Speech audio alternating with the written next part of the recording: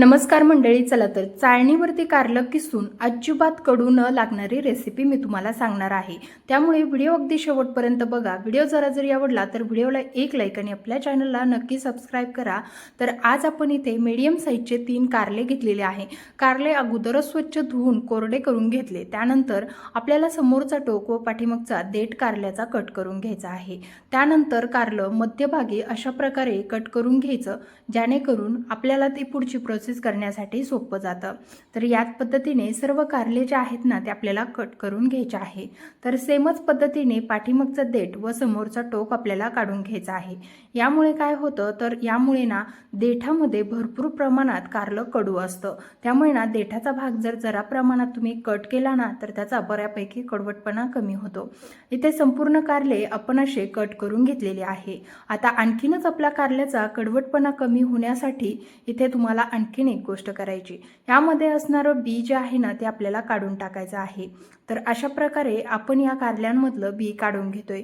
इथे तर तसं कारले जे आहेत ना ते छान असे कवळे लुसलुशीत आहेत, शिवाय त्यामधलं बी सुद्धा एकदम कवळं आहे। त्यामुळे ना काढायला एकदम सोप्या पद्धतीने येतं। तर अशा पद्धतीने आपण ना ह्या कारल्यांमधलं बी काढून घेऊया। इथं संपूर्ण कारल्यांमधलं बी काढून झालेलं आहे, तुम्ही पाहू शकता।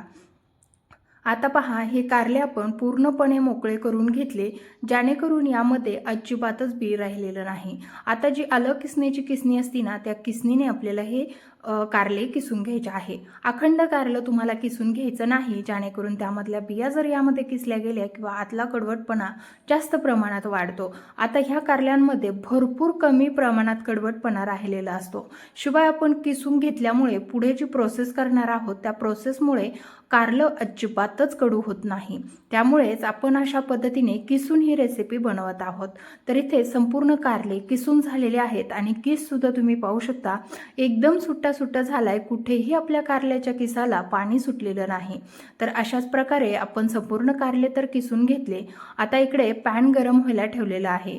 पॅनमध्ये थोडंसं तेल घालून घ्यायचं, शिवाय थोडेसे शेंगदाणे घालून घेतले।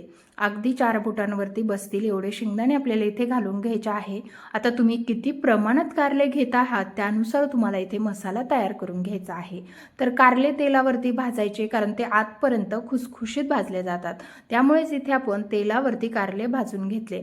त्यानंतर यामध्ये किसून घेतलेलं खोबरं घालायचं आहे। खोबरं किसून घेतल्यामुळे पटकन भाजलं जातं।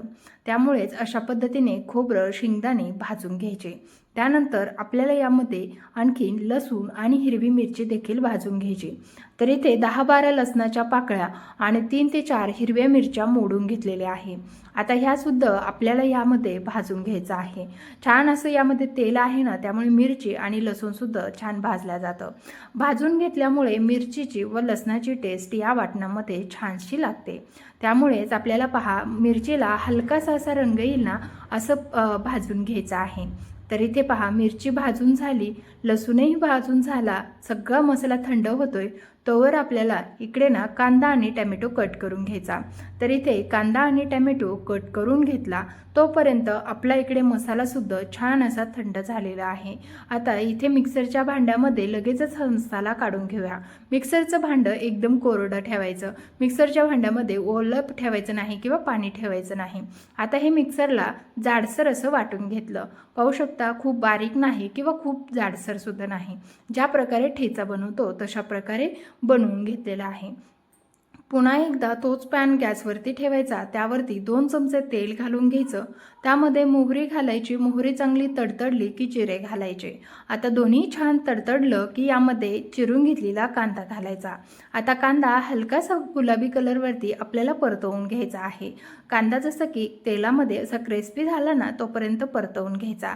त्यानंतर आपल्याला यामध्ये घालायचा आहे टोमॅटो। आता टोमॅटो देखील हलकासा सॉफ्ट होईपर्यंत परतवून घ्यायचा आहे।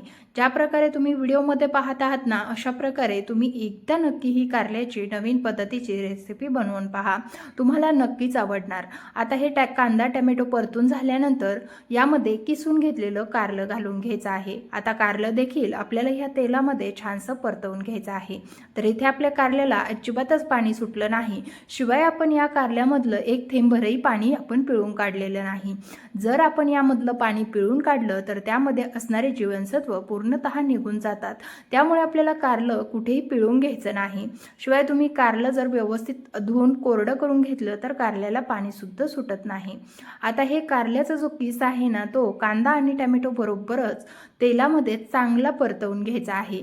जोपर्यंत चांगला परतत नाही ना, तोपर्यंत हलकासा त्याचा कलर देखील बदलतो. म्हणजे आता हिरवट कलर आहे ना, तर थोडासा पिवळसर कलर आपल्या इथे कारल्याला येतो. इथे पॅनमध्ये हे कारलं आपण अशा पद्धतीने पांगून भाजून घेतलेलं आहे आणि कारल्याचा कलर तुम्ही पाहू शकता. थोडासा पिवळसर असा कलर आपल्या कारल्याचा झालेला आहे, कारण कारलं छान असं तेलामध्ये भाजले गेले.